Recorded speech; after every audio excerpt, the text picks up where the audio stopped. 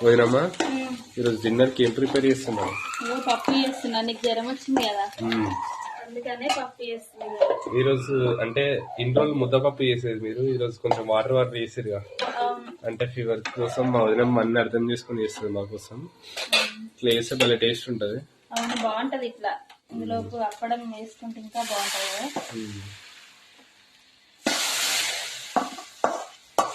Actually కుండలో వేద్దాం అనుకున్నాను, పిల్లలు ఏడుస్తున్నారు. సో వల్ల ఇంకా కొంచెం బయటకి అయితే వెళ్ళలేకపోయినా కానీ అసలు ఇంకా స్మెల్ ఎట్లుంది, బాగుందా?